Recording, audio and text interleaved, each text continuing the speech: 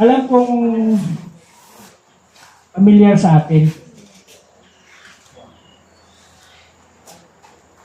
Sabi niya, behold, how good and how pleasant it is for brethren to dwell together in unity. Oo nga. So, kung ating titingnan, mayroon kasing dwelling together, pero walang unity. Pwede naman magsama, pero hindi kayo united. Together lang kayo, magkasama lang kayo, pero hindi kayo united sa mga plano, sa mga kung ano yung dapat gawin. Pero mapapansin niyo yung sinabi ng Panginoon dyan, behold, sabihin pagmasdan niyo, parang sa kanya, natutuwa siya na makita na yung kanyang mga anak ay magkakasama sa isang gawain.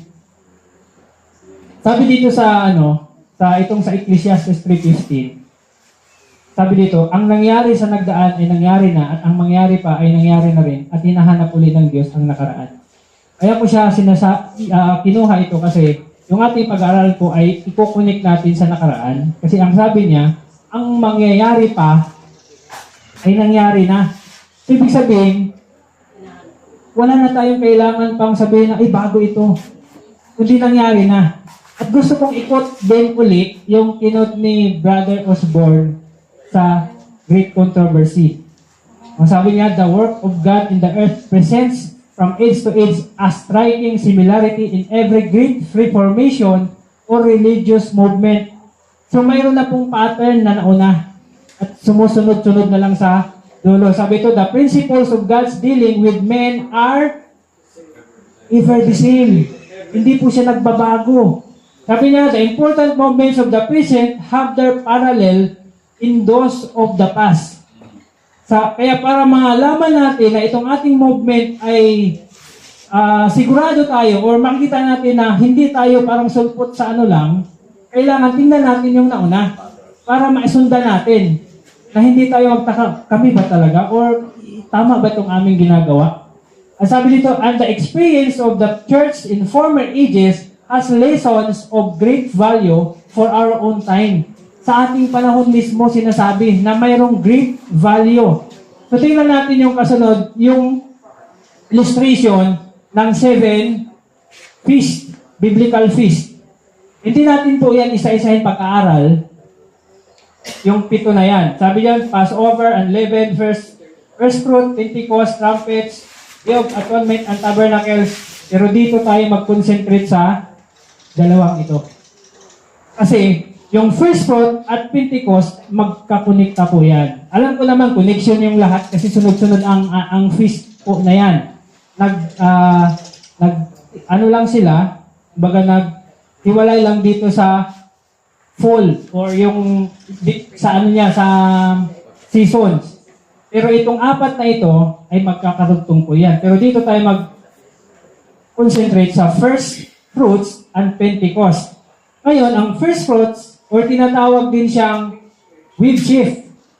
Mapapansin niyo yung wheat sheaf, marami siyang uhay, pero nung nakita nyo, isang bundle, nakatali siya. So, pwede pala yung marami, magiging isa. The first fruit or wave sheaf. So, sino yung tinutukoy o anong gagawin dyan sa wave sheaf? Yan ay dadalhin ng saserdote sa loob ng templo at yan po ay iwagayway niya. Yung first fruit. Tingnan natin paano ginagawa po yan. Sabi sa Leviticus 23 verse 9, and the Lord spake unto Moses, saying, speak unto the children of Israel, and say unto them, when ye be come into the land which I give unto you, and shall reap the harvest thereof, then ye shall bring a sheaf of the first fruit of your harvest unto the priest, and ye shall weave the sheaf before the Lord to be accepted for you on the morrow, after the Sabbath, the priest shall weave it. So after the Sabbath, kinabukasan, anong araw yon? Sunday. So tandaan natin ha, kailan siya i-weave? Sunday. So kailan, ang sabi sa Acts of the Apostles, all the ceremonies of the feast were types of the work of Christ. Gawain niya. Siya mismo yung nire-represent nun, yung mula doon sa, yung lahat ng 7. Gagawin kasi niya yun. Kumbaga itong 4 na ito lang, ang nakita natin, sabi dito, the slain lamb, the unleavened bread, the sheaf of first fruits represented the Savior. Alam naman natin, sinabi ni John, di ba, na narito ang kordero ng Diyos na kalis. So siya yung the slain lamb, the unleavened bread. Sabi niya, ako ang tinapay ng buhay. Tapos the sheaf of first fruits, paano natin masabi na siya din yun? So sabi dito sa Desire of Ages 785, paragraph 4, Christ arose from the dead as the first fruits, those that sleep, and He was the antitype of the whip sheep, and His resurrection took place on the very day. Kailan ba yung resurrection niya? Anong araw? Sunday. So ang resurrection din ng Panginoon, Sunday. So siya yung tinutukoy na whip sheep. At sinigundahan naman niya ni Apostol Pablo, sabi niya sa 1 Corinthians 15:20, but now is Christ risen from the dead and become the first fruit of them that sleep. So tandaan natin yung ginawa noon ay sample or sabi doon halimbawa ng kanyang gawain.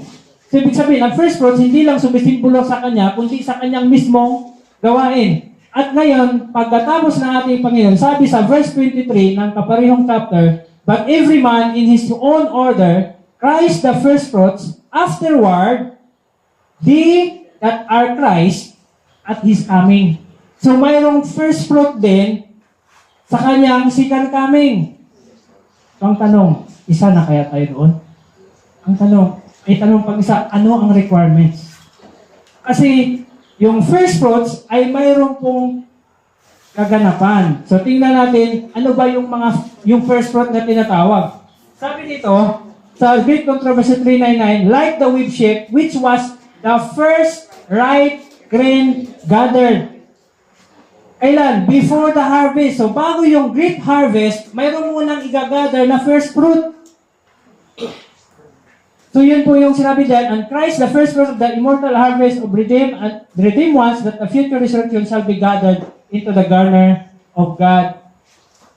Garner of God. So, ibig sabihin, yung first fruit ay una siyang igagather. Katulad po nitong sample na ito. Acts of the Apostle 139 verse 3, the conversion of Cornelius and his household was but the first fruits of a harvest to be gathered in. Sila yung unang pamilya doon sa kanilang syudad. Kaya po ako nagtatanong ng mga lugar kung saan tayo nanggaling. Kasi maaring tayo yan. Sa mga lugar natin, kung saan tayo, doon tayo yung unang binigyan ng Panginoong katotohanan para maging first fruit. Para may hayag sa buong bayan kung saan man tayo. Unang-una, kung ikaw sa pamilya, ikaw ang membro, ikaw lang ang nakatanggap nito, ikaw ang maging first fruit sa pamilya mo. Pag ang pamilya mo ay magiging kasama mo na, kayo ang maging first fruit sa buong lugar. So, ang sabi dyan, from this household, a widespread work of grace was carried in that hidden city. So, bago kasi mabigay yung mensahe sa buong syudad na pinabilangan ni Cornelio, sila muna pamilya. Sila muna ang household. So, yun po yung nakita natin na yun ang sequence. Ngayon, after, di ba, kanina, ang first fruit. Anong kasunod ng first fruit na feast? Pentecost. Di ba? Kailan matatapos ang first fruit? Sabi dito, after sa 23:15 ng Leviticus, and ye shall count unto you from the morrow after the Sabbath, from the day that ye brought the sheaf of the whip offering, 7 Sabbaths shall be complete. 7 Sabbath. Ilang week sa ilang day sa isang week?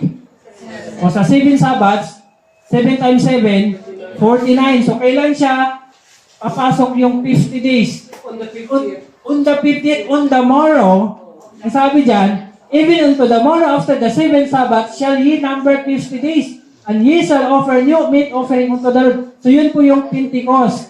So ibig sabihin, before Pentecost, mayroon munang gathering of the first fruits. Yun po yung pattern niya. At ano po ang nangyari sa Pentecost? Nung binuhusan sila ng Holy Spirit, ito po ang nangyari. The disciples were astonished and overjoyed at the greatness of the harvest. of souls. So yun na pala yung great harvest na kinabibilangan nila sa panahon ng binuhusan sila ng Pentecost. So yun po yung sequence na gusto na Panginoon na maintindihan natin para hindi tayo magtaka, ano bang unahin namin dito? Mag-unite ba kami or antay kami ng blessing? So, balikan natin ito. Yung first fruit and Pentecost, ang sabi diyan, ang first fruit at saka Pentecost ay tumutukoy sa gawain ng Panginoon. So, ngayon, alamin natin yung prayer ng Panginoon, the unity that Christ prayed for. So, alamin natin paano nangyari yung unity na yon na before sila binigyan ng Holy Spirit, paano nangyari yon. So, balikan muna natin yung sinabi ng Panginoon sa John 17, I pray for them, I pray not for the world, but for them which thou hast given me, for they are thine, and all mine are thine, and thine are mine, and I am glorified in them. So sabi pa niya kasunod, while I was with them in the world, I keep them in thy name, those that thou gavest me, I have kept, and none of them is lost, but the son of perdition. So sino yun? Sinong gumanap? Di ba, mayroon siyang may binigay ang Ama sa kanya. So, isa lang ang napahamak doon. Sino yon? Alam mo kung sino yung tinutukoy dyan? Ang gumanap nung nagkanulo sa kanya. Bagamat, may other din na tinutukoy niyan, pero sa dyan, sa context niyan, tinutukoy si Judas. Sabi niya, that the scripture might be fulfilled. So, anong kasunod? Sa verse 17, sanctify them through thy truth, thy word is truth, and thou hast sent me into the world, even so I have also sent them into the world. And for their sakes I sanctify myself, that they also might be sanctified through the truth. Mapapansin nyo, nauna muna yung sanctify truth through thy truth, bago po niya hiniling na sila ay magkaisa. Ito po yun. Sa verse 21, that they all may be one, as thou, Father, art in me, and I in thee, that they also may be one in us, that the world may believe that thou hast sent me, and the glory which thou givest me, I have given them, that they may be one, even as we are one. So yun yung panalangin niya sa kanyang mga alagad. Ngayon, mapapansin natin na itong prayer ng Panginoon is prophetic call for unity. Ibig sabihin, hindi lang natupad sa panahon ng mga alagad, sa ating panahon, may katuparan din ito. Kung gusto nating matupad ito, anong ating gagawin? Ngayon, tingnan natin how the disciples answers to the call. Ito na yon. Paano ba nila sinagot yon, yung unity na sinabi ng magkaisa kayo? Kasi pag nakita kong nagkaisa kayo, ibubuhos ko na sa inyo. Kasi kaya nga diba nung sa 50 days, nagkaroon na sila ng one accord. Pero bago yung one accord nila, mayroon ding mga bagay silang ginawa. At yun yung kailangan nating alamin. Unang-una po dyan ay, sabi dyan, as the disciples waited for the fulfillment of the promise, they humbled their hearts. Hirap. In true repentance and confessed their unbelief, as they called for the remembrance, the words that Christ had spoken to them before His death, they understood more fully their meaning. Truths which had passed from their memory were again brought to their minds, and this they repeated to one another. Parang sa atin, pag nakarinig tayo, ay, kaya na naman nag-topic. Alam ko na yan. Pero sa mga alagad, naulit-ulit sila, parang mas masarap sa kanilang pandinig na naulit-ulit yun. Kasi mas nagiging malinaw sa kanila yung sinasabi. Ang sabi yan, they reproach themselves for their misapprehension of the Savior, like a procession, scene after scene of His wonderful life passed before them. So parang naalala nila ang lahat ng buhay. Kasama nila ang Panginoon ng buhay pa. So, anong ginawa nila? Humble their hearts in true repentance and confess. Diba yun ang una niyang gustong madama ng bawat isa sa atin? Anong pangalawa?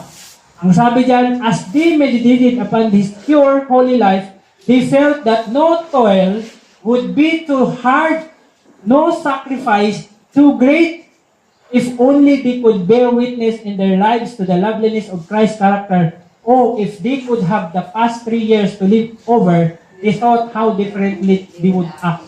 Biruin nyo, kung bibigyan pala sila ng chance na, Lord, another 3 years pa, magbabago na sila. Hindi na yung sabi, parang ang dami nilang ginawang pagpapasaway din sa Panginoon. Ang sabi diyan, if they could only see the Master again, how earnestly they would strive to show Him, deeply they love Him, and how sincerely they sorrowed for having ever grieved Him by a word or an act of unbelief.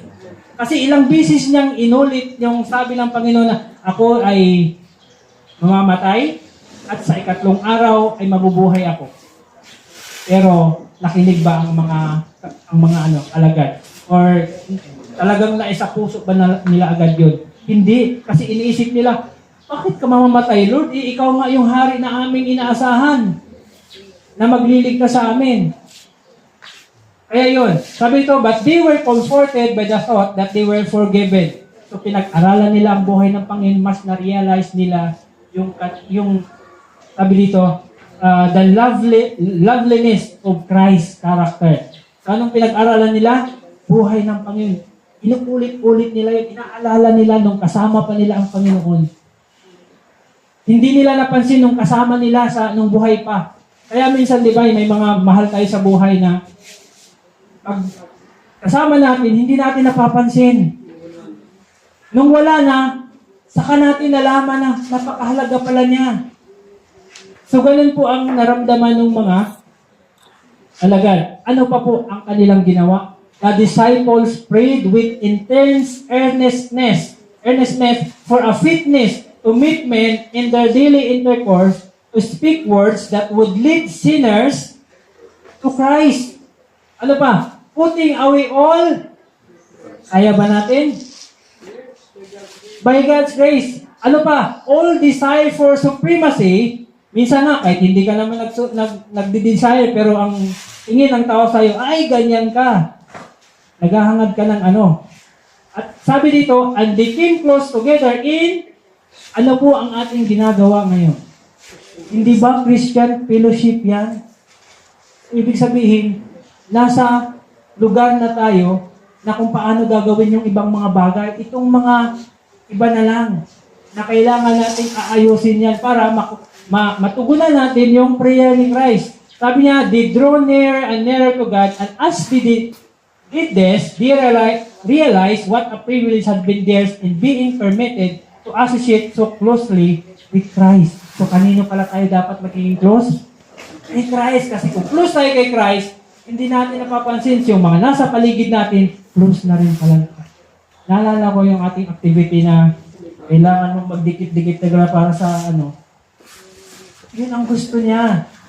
Na bagamat may iba-iba tayong mga ibinigay na dapat gawin, pero kung close tayo sa isa't isa, ay maramdaman natin ang pangailangan ng bawat isa. Sa ating pagpapatuloy, ang sabi niya, yung quoted 17, 20, and 13 sa John, what a wonderful statement, the unity that exists between Christ and His disciples does not destroy the personality of either. In mind, in purpose, in character, they are one. Una na natin yung personalidad na bakit sila nagkakaisa? But not in person. Unity with Christ establishes a bond of unity with one another. Kaya saan tayo dapat magiging close or magiging unang mag-unite? With Christ muna. Kasi kung unahin natin, close na tayo. Pero pag hindi ko magustuhan yung gusto mo, wala rin. Pero kung unite ka kay Christ, kahit hindi mo magustuhan yung gusto niya, kailangan mong i-forbear. Kailangan mong unawain siya. Kasi bakit? Mas malaki yung pag-ibig ng Panginoon sa'yo na ibinigay. Ang sabi niya, this unity is the most convincing proof to the world of the majesty and virtue of Christ and of His power to take away sin. So ito yung inaasahan niya na makita niya sa bayan niya nagkakaisa. Kaya nga naman, sino ba namang makukonvince na nag-aaway, nagkakagalit? Tapos sasabihin natin, kami yung mga people of God. Pero hindi magkasundo. So, sa ating pagpapatuloy, Pagkatapos na maganap nila ito, anong kasunod? Yun na, ibinigay sila sa kanila yung Holy Spirit in the day of Pentecost, at ito yung nangyari.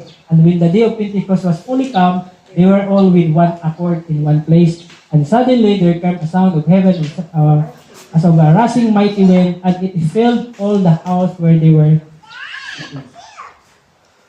Yun ang kondisyon. Ang tanong, kaya ba natin? Kaya yan, by God's grace, hindi naman natin kakayanin yan yung sarili natin, kung tayo lang pagustuhan. Ako, parang lagi tayo nag-voice out ng sama ng loob. Pero kung si Christ ang nasa puso natin, puro kabutihan yung lalabas sa atin. Kahit masakit na, yun pa rin. So, ito yung ginawa nila.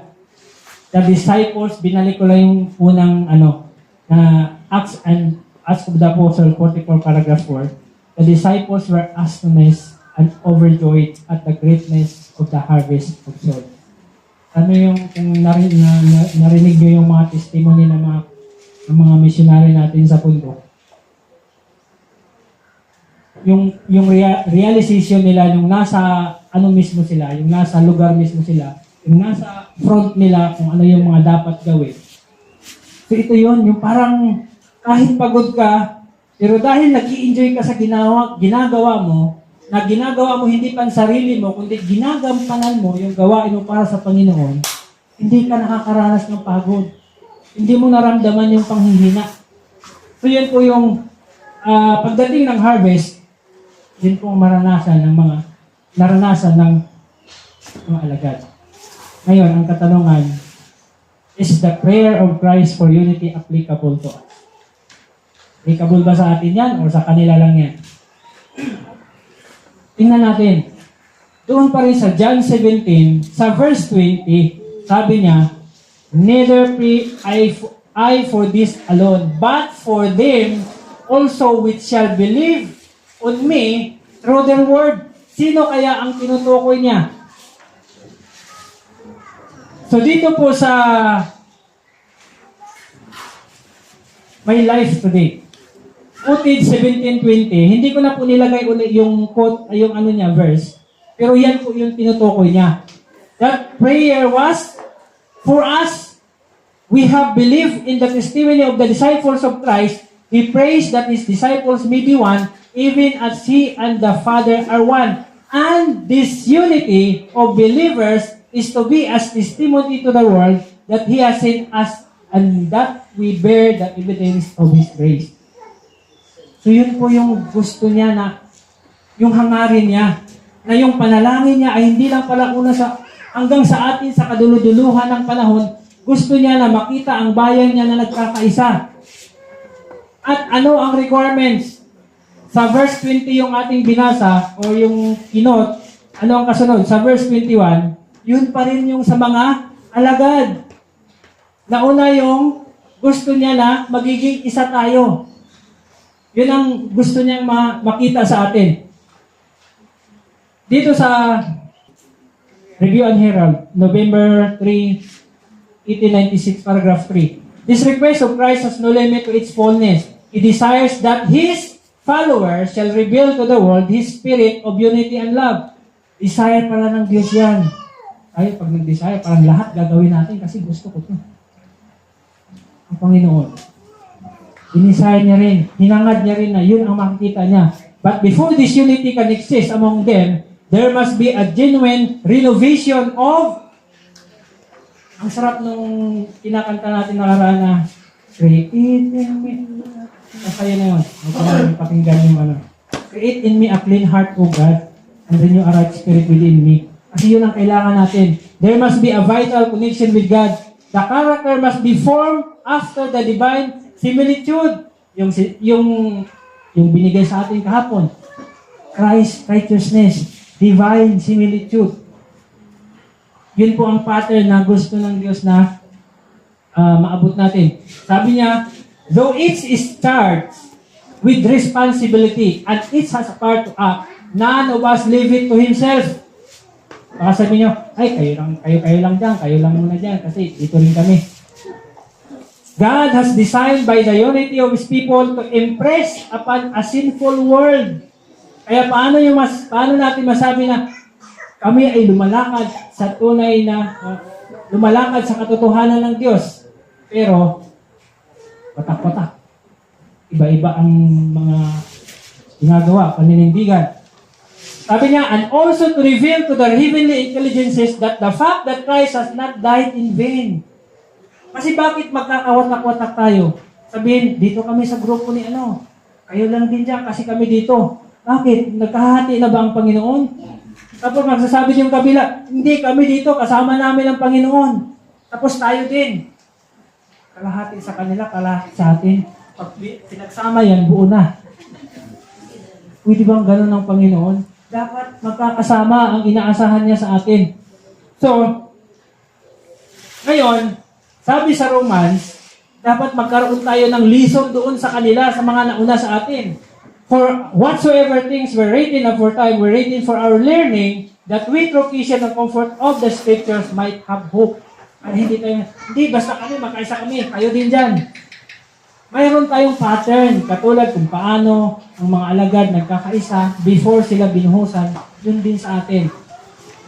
Ngayon, ang katanungan, ano ang rason why we are not fulfilling the prayer of Christ? Ito po yung dapat nating marinig. Unang-una, sabi niya, if one man takes his views of Bible truth without regard to the opinion of his brethren and justifies his course, alleging that he has a right to his own peculiar views and then presses them upon others, how can he be fulfilling the prayer of Christ? And if another and still another arises, each asserting his right to believe and talk that what he pleases without reference to the faith of the body, where will be that harmony which existed between Christ and his Father, and which Christ prayed might exist among his brethren? Paano kaya magagawa natin kung yun ang ating ginagawa? Paano natin matugunan yung panalangin ng Panginoon kung ganito tayo? Ano pa? Hindi lang po yan isa. Pangalawa, it is the duty of ministers to respect the judgment of their brethren, but their relation to one another, as well as the doctrines they teach, should be brought to the test of the law and the testimony. Then, if hearts are teachable, there will be no division among us. Pero bakit tayo may division? Kasi our hearts are not teachable. Ano yung Brad? Sinundan niya. Ito. Another arises asserting his right to believe and talk what he pleases without reference to the faith of the body. Sino bang faith of the body sa atin? O yung body ng pananampalataya. Di ba itong mayroon tayong pagsama-sama? This is the body. Kung sino yung pareho yung pag-unawa, kami-kami lang. Ano nangyari? Ano ba? Tapos, bakit may divisions? Our hearts are not teachable. Kasi hindi kami, tama. Pag tayo po ang naglagay na ng kondisyon ng tao, delikado po tayo. Bakit? Pansinin nyo, si Jesus Christ, nung kasama niya si Judas, alam niya ang laman ng puso ni Judas. Kaya nga sinabi, ang sorong may lungga, pero ang anak ng tao, wala man lang mahiligan ng kanyang ulo. Ibig sabihin, pinakita niya na kay Judas na wala siyang aasahan na. Pero, sinabi man ng Panginoon na, hindi ka pwede sa aking mga alagad. Pero bakit tayo ang dali natin magsabi na, parit na? Alam ba natin yung puso ng tao nung sinabihan natin yan? Kasi kahit makita natin na itong ginawa niya ay ganito, wala pa rin tayong karapatan na sabihin kasi hindi naman natin nababasa yung puso. Pangatlo, sabi niya, it is necessary that our unity today be of a character that will bear the test of trial. We have many lessons to learn. Parang kasarap, many lessons to learn. Pero pag dito, many to unlearn. Yun na. Mahirap, ang tagal ko na itong pinanghawakan, bakit bibitawan ko pa? Sabi ito, God and heaven alone are infallible. Those who think that they will never have to give up a cherished view, never have occasion to change an opinion, will be disappointed. Okay lang sana kung ma-disappoint man, simula lang. Pero saan ba natin nakikita ang pagsisisi? Sa huli lagi. As long as we hold to our own ideas and opinions with determined persistency, we cannot have the unity for it. Kaya nga, bakit mapapansin nyo, bakit tayo nagkakasama-sama? Kasi hindi naman natin ginagawa na ganito tayo na kung ano sa'yo, ay iba tayo. Yan ka. Kumbaga, sinisikap na rin natin unawain, susundin yung panawagan ng Panginoon. Ano pa? Meron pa. Ang sabi niya, when a brother receives new light upon the scriptures, he should promptly explain his position, and every minister should search the scriptures with the spirit of candor. Ang problema, anong spirit of candor? Yung parang tapat ka na, nagsasaliksik, na walang pag-iisip ng anumang bagay doon sa sinasaliksik mo. Kasi ang nangyari sa atin ngayon, o nga, ito ang posisyon mo. Nung nagsaliksik ka, mayroon ka ng preconceived idea. Kaya ang hinahanap mo, yung pangtapat, panglaban, hindi yung para magliwanag sana yung nabasa. So sabi dito, to see if the points presented can be substantiated by the inspired word, the servant of the Lord must not, ano nangyari sa atin? But be gentle unto all men. Wala kong kinikilala kung dapat magiging and up to teach. Patient. Nagawa ba natin? In meekness is instructing those that oppose themselves. Ginawa ba natin? So ito yung dahilan kung bakit hindi natin maggawa-gawa or matugunan yung panawagan ng Panginoon. Bilisan ko na ng konti kasi mabilis din yung takbo niya. Sa kasunod, sabi ito, Christ has plainly taught that those who persist in open sin must be separated from the church. Yun ang kailangan natin mag-separate tayo. Pero maliban dun sa bagay na yon, hindi mo naman kailangan amos stress na agad. So, yung amos stress kasi, salita ng Diyos yan, pero parang nagagamit sa hindi naman dapat. Parang ang bilis natin di ba sabi nga na Panginoon, tayo ay body of Christ. Kinukumpara sa ating katawan. Kaya, kung ang ating katawan, halimbawa ang paa ay may dumi, puputulin natin. Kasi ganun tayo magdesisyon. Ganun ba ang ginagawa natin? Ganun ba dapat tayo magtrato doon sa mga nadudumihan? Di ba dapat sabi doon, lilinisan? So yun po yung sana ay ma-realize po natin. But He has not committed to us the work of judging character and motive. Kasi bakit? Alam mo ba yung puso ng tao, nababasa ba natin? Pwede tayo mag-mind reading, pero sakto ba yung binabasa namin? yung isip niya? Madalas, nagkakamali tayo kasi hindi naman natin alam yung base lang sa action niya. Dahil Kasi, hindi magkasundo sa doctrine, oo. pati personal, gagawa ko ng paraan na sirain ng Yun. So, tapos na tayo dyan. Paano natin sagutin? Answering Christ prayer for unity. So, paano natin siya gagawin? Itong answering Christ prayer, karugtong po iyan nung babasahin natin. Ang sabi niya, never can the church reach the position that God desires it to reach it until it is bound up in sympathy with its.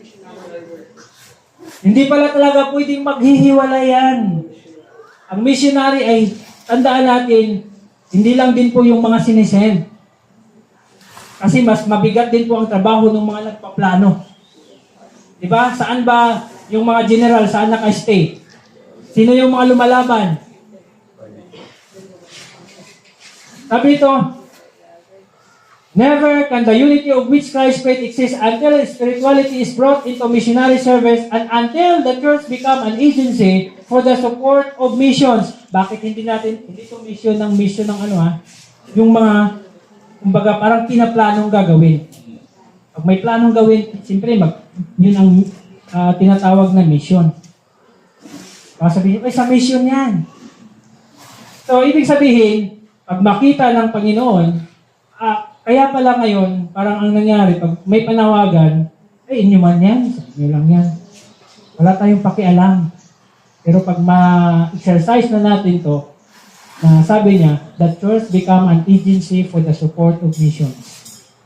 Makakapagpadala na tayo ng maraming missionary na hahayo sa iba-ibang lugar. Sabi niya, the efforts of the missionaries will not accomplish that they should until the church members in the home field show not only in the word but in deed. Sino ba ang nagbigay doon sa parable ng Panginoon? Sino yung nakita niya na nagbigay ng tamang lunas doon sa inuldap? Inuldap ba yun? Or inuldap siya. Yung Good Samaritan ang ginawa. Siya mismo physical niyang ginawa o ginamot. Ang sabi dito, hindi lang sana tayo sa salita lang, kundi dapat indeed. Nagtatapat tayo. Alam niyo ba ang first fruits na ano ko yan dati kasi yung una kong tinanggap itong katotohanan na share niya sa akin yung first fruit. So ang halimbawa ng first fruit ay halimbawa ikaw yung namamasada. So yung unang pasahero mo na ihahatid, yun ang una mong bunga. Yun yung sinasabi doon na first fruit. So parang sa offering ang first fruit ay iba rin po doon sa offering. Hindi naman tayo nag-anuhan dito. Kung baka parang tinitingnan na natin kung anong connection. So iba ang offering, iba rin ang first fruit, iba yung tithes. Pero sa atin, offering at tithes na lang. Pero may mga pa rin sa bukal sa loob nila na magbibigay ng first fruit. Kasi sabi nila, ito yung unang bunga ko Gusto kong ibigay sa Panginoon. Hindi makakatulong. At kasunod, God calls for workers. Personal activity is needed, but conversion comes first. Bakit kaya una mo nang ma-convert ang mga worker o isi-send ng Panginoon? Kasi pag hindi siya converted, pag doon sa totoong labanan na, baka parang katulad niya ng isang sundalo na magbaback out doon sa labanan. Kailangan converted ka. Anuman ang nasa harap mo, kailangan hindi mo yang sukuan kasi yun ang panawagan sa iyo. Kasunod, sabi niya, Christ prayed that his followers might be one as he and the Father were one. Those who desire to see this prayer answered should seek to discourage the slightest tendency to division. Kahit kaditing lang na, parang Brad, parang iba lang. Huwag natin pag manalangin tayo, Brad. Huwag natin masyadong ilagay doon ang ating atensyon. Pero ang nangyari, hindi. Bahala kayo sa buhay niyo. Sabi niya, and try to keep the spirit of unity and love among brethren. So how can we love our enemy kung ang brethren natin ay hindi natin kayang ibigin? Sabihin natin, matigas kasi yung ulo ng brethren na yan, doon na lang ako sa walang alam. Kaya nga mayroong doon nga tayo nadidevelop. Kaya yung mga kapatira natin na nasa paligid natin, doon din po tayo nadidevelop yung karakter natin. Kasi kung halimbawa, yung lahat ng nilagay ng Panginoon ay puro mayaman, nasa paligid niya mayaman din, paano niya ma-exercise yung giving? Paano niya maibibigay magagawa yung self-denial? Ibig sabihin, kung ano po yung nasa paligid natin, yun po yung paraan ng Panginoon na ma-develop yung karakter natin. Huwag yung sabihin na, hindi ka namin kasama kasi iba ka. Wala po tayong karapatan. So, kasunod. Sabi niya, the proclamation of the gospel was to be worldwide in its 10, and the messengers of the cross could not hope to fulfill their important mission unless they should remain united in the bonds of Christian unity. Kaya itong ating ginagawa ay isang pag-i-exercise na ito na gusto natin tugunin ang panalangin ng Panginoon. Kaya kahit malayo tayo sa isa't isa, sinikap pa rin natin na magsama-sama. Kaya nga kung nandito na tayo magsama-sama, wag lang po natin nasain na pag may camp meeting ay siyempre masarap ang pagkain. Dapat nasain natin yung spiritual. Kasi yun ang purpose kung bakit tayo nandito. Kaya kahit ilang bisis ka man mag-attend ng mga camp meetings, kung iba naman ang motibo mo sa pag-attend, ay wala kang kapakinabangan. Paano kung yung iba ay tumatanggap na? Tapos ikaw kasi iba ang puso mo, iba ang motibo mo, ikaw na lang ang hindi. So dapat po, magkakaroon ng pagkakaisa. Sabi niya, these days of preparation were days of heart searching. The disciples felt their spiritual need and cried to the Lord for the holy unction that was to fit them for the work of soul saving. They did not ask for a blessing for themselves merely. They were weighted with the burden of the salvation of souls. Saan yung magiging mabigat sa kanila? Kaligtasan ng kaluluwa. They realized that the gospel was to be carried to the world and they claimed the power that Christ had promised. Hindi ba pinapromise din ng Panginoon yan sa atin? Pero kung iba po ang hangarin natin, kaya nga sabi doon, nananalangin sila hindi para sa kanilang sarili lang, kundi paano nila magagawa yung bagay na maaaring bubuksan ng Panginoon. Sa ating pagpapatuloy, sabi diyan, I am trying to show our people the need of the unity for which Christ prayed. The soul must fully own the power and authority of the Word of God. Christ, the perfect example, is ever before us. To Him, we may look for grace and power to overcome every fault. So, hindi naman po tayo nakipaglaban sa sarili lang natin. Ang sabi nga, the hardest battle in Christian battle is battling ourself. So yun po yung pinakamahirap. Kasi bakit? Ikaw nakakilala sa sarili mo eh. Ikaw mismo yung nakakaalam kung ano ang pinapakita mo sa panahon ng may trials, may crisis. Kasi yun ka.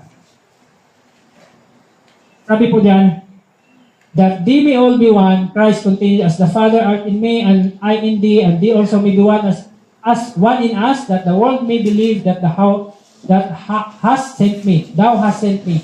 These words hold out before us wonderful possibilities. Shall we not individually seek to answer the prayer of Christ? Shall we not strive for the unity which He prayed might exist among His followers? What is this unity to do? It is to show the world that God sent His Son to save sinners. Since it is to have so blessed a result, should not the followers of Christ do all in their power to obtain it? Minsan, mayroon tayong mga kilala na nagre-request sa atin. Siyempre, malapit sila sa atin eh.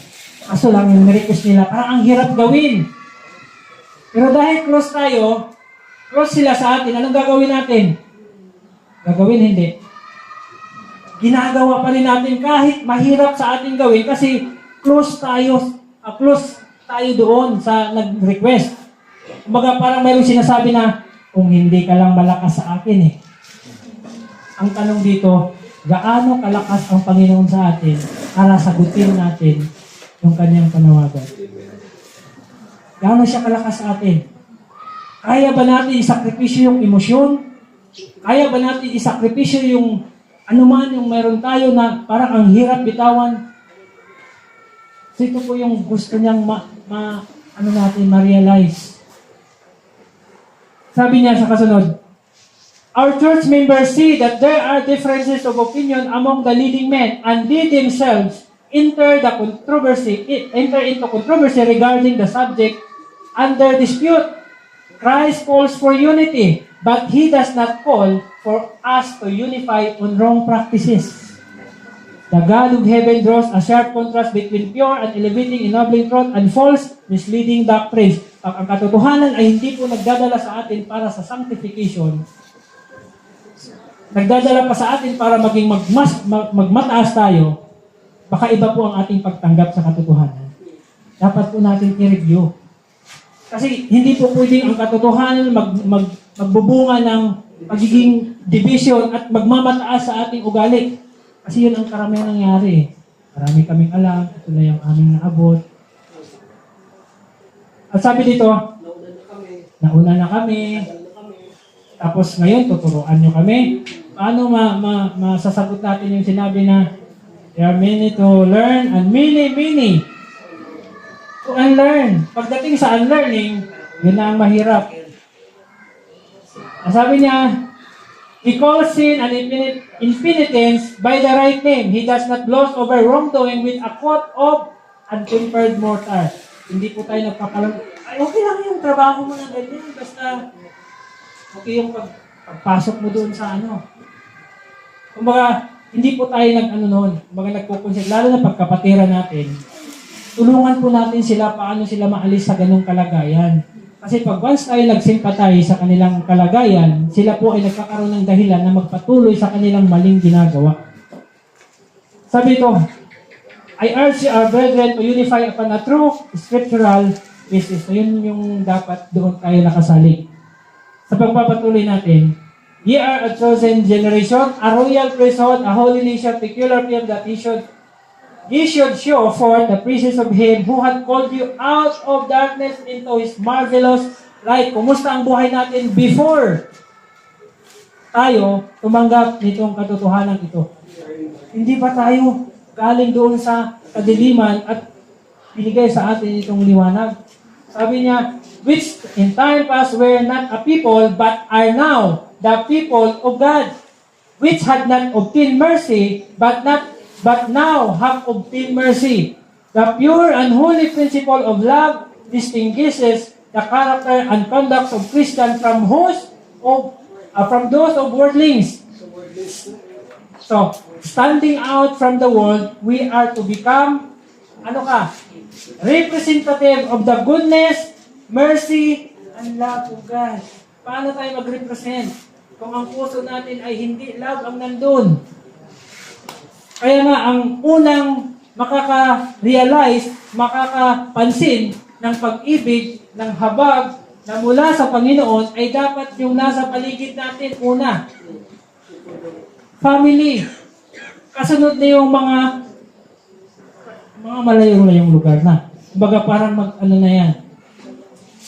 Ang problema, kung ang pamilya natin ay iba ang nakita sa atin, ano kaya?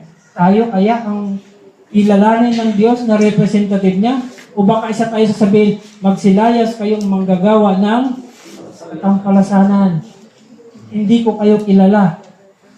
So, ito, kasi ang sabi doon, pag nakuha na natin yung unity, anong sabi ng Panginoon? When the refreshing comes. Kasi after na nag-unite yung mga apostles, binigay sa kanila yung early rain. So ngayon sa atin, ano ang sitwasyon na dapat nating abutin? When the laborers have an abiding Christ in their own souls, when all selfishness is dead, when there is no rivalry, no strife for the supremacy, when oneness exists, when they sanctify themselves so that love for one another is seen and felt, there the showers of the grace of the Holy Spirit will just as surely come upon them as that God's promise will never fail in one jot or title. Hindi ba susunod din tayo doon sa linya ng mga nauna sa atin pag naabot po natin itong kondisyon? Kailangan po lang natin isiyasat ang ating sarili para maabot natin yung kondisyon na makatugon tayo sa sinabi po ng Panginoon. At sabi niya dito, the love of Christ, the love of our brethren will testify to the world that we have been with Jesus and learn of Him. Then will the message of the third angel swell to a loud cry, and the whole earth will be lighted with the glory of the Lord. And Jesus will come. Yun na po yun. Yun na yung kasunod. Ayaw pa ba natin yun? Tatagalan pa ba natin, Lord? Huwag na muna kayo kasi para matagal, wala pa, hindi pa kasi ako handa, Lord. Ganun ba yung ating gagawin? Sabi niya, I was shown that if God's people make no efforts on their part, but wait for the refreshing to come upon them and remove their wrongs and correct their errors, if they depend upon that to cleanse from the filthiness of the flesh and spirit and fit them to engage in the loud cry to the third angel, they will be found one thing. The refreshing or power of God comes only to those who have prepared themselves for it by doing the work which God bids them. Namely, cleansing themselves from all filthiness of the flesh and spirit and perfecting holiness in the fear of God. Yung sinabi ng Panginoon, sanctify them through thy truth, thy word is truth. Niling niya na magkaisa kayo. Meron pa. Sabi niya, there's nothing more precious in the sight of God than His ministers who go forth in the waste places of the earth to sow the seeds of truth, looking forward to the harvest. Ang sinabi ng Panginoon, mag-tanim. Hindi tayo nagpapatubo. Kaya lang ang ginagawa natin, pag naitanim namin, dapat tumubo ka na. Dapat maintindihan mo, maunawaan mo kung ano yung pagkaunawa ko. Gusto natin agad tumubo. Kaya nga binigyan tayo ng nature para malaman natin paano ba tutubo. Nalalaman ba natin kung anong nangyari yan sa ilalim ng lupa? Wala. Ang sabi ng Panginoon, yung nagtatanim at saka yung nagdidilig ay hindi dapat sa kanila yung glory. Kaya lang nakakalungkot, parang inaangkin natin. So, ibig sabihin, dapat doon tayo sa nagpapatubo. Tanim lang tayo ng tanim. None but Christ can measure the solitude of His servants as they seek for the lost, imparts His Spirit to them, and by their efforts, souls are led to turn from sin to righteousness. So yun po ang pinaka-hangarin po natin na abot. Ngayon, emphasize mo nga kung saan yung mga waste places. will go forth into the waste places. Ibig sabihin sa mga lugar na katulad po yung lugar na doon, hindi napapansin. Yung parang tingin ng tao na parang walang kabuluhan itong mga lugar na ito. Parang tingin ng tao ay itong mga tao nandito ay hindi naman karapat-dapat. Kasi ito yung time na yung alam niyo yung inutusan ng Panginoon yung mga alipin niya. Mayroon siyang unang instruction na doon sa mga karapat-dapat mabibigyan ng imbitasyon pero nagre-reject. Kaya nung tinanggihan nila yung sabi ng Panginoon, pumunta kayo in highways and byways sa buong lugar na kung saan hindi naabot ng katotohanan. Actually, kahit si Pastor Solomon, he can be part of the waste places. Kasi hindi nila alam itong mga bagay na ito. Silang mga tao na hindi, it doesn't mean na doon lang sa Muslim bukid. Anybody na hindi pa nila alam itong mga truth na to, they belong to waste places. Yung instruction kasi ng una, di ba, ang sabi ng Panginoon, nung tumanggap sila ng Holy Spirit, ang sabi ng Panginoon sa kanila, mauna muna sa bayan ng Diyos sa Israel. Pero kung binigyan tayo ng pagkakataon na maabot yung mga hindi pa narating na why not kung nagbukas ang Panginoon? Pero ang una niyang instruction ay doon sa mga nawaglit na tupa ng Diyos. Kasi alam natin, marami pa rin namang katulad natin na In Jerusalem first. yes, yun ang una niyang instruction. Pero pag once na magbukas siya doon sa mga lugar na handa tumanggap yung mga tao na yun, kailangan natin tugunan yun. Hindi rin natin dapat i-reject. Sa ating pagpapatuloy, ilang na lang po to. Sabi niya, ano yan? Diba? Kung malakas ang Panginoon sa atin, fulfill ye my joy.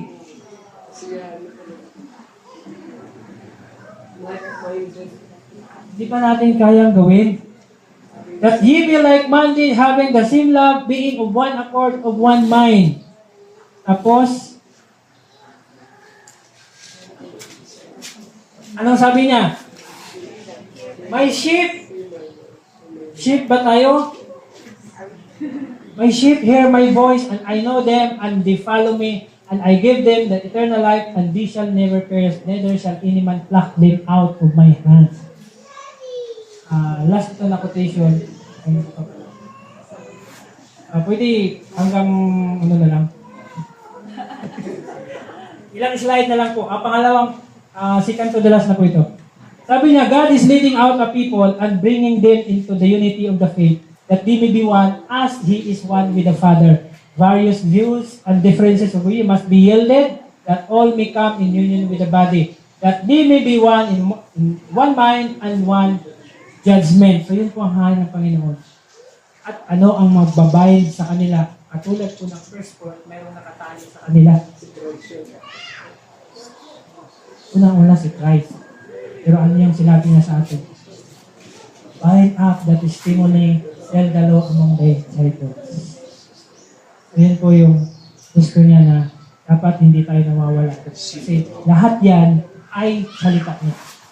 Lahat yan ay gusto niya na pag tinuloy-tuloy natin yan, maabot natin yung pinakasakdal na gusto niyang maabot natin. So, katulad po ng sinabi ko, tapos na po tayo. Yan na po yan. Yung gaano po siya kalakas sa atin. Para isakripisyo natin yung bigat ng ating puso. Yung hinanakit, yung hirap. Kasi yun yun eh. Ang sabi ng Panginoon sa atin, sa unang commandment, di ba, sabi nga niya, hinati na sa dalawa, ano yung first commandment? Love your God ng buong pagkatao mo, buong puso mo, buong kaluluwa. Pero ang problema, pag nasaktan ka, yung puso mo ay naghahanap din ng na masaktan din yung makaganti. So, dito po ang katanungan ibibilin sa atin. Gaano ba natin tugunin ang panawagan ng Panginoon na magkakaisa tayo? Malakas ba siya sa atin? Maraming salamat po sa inyong pakikinig.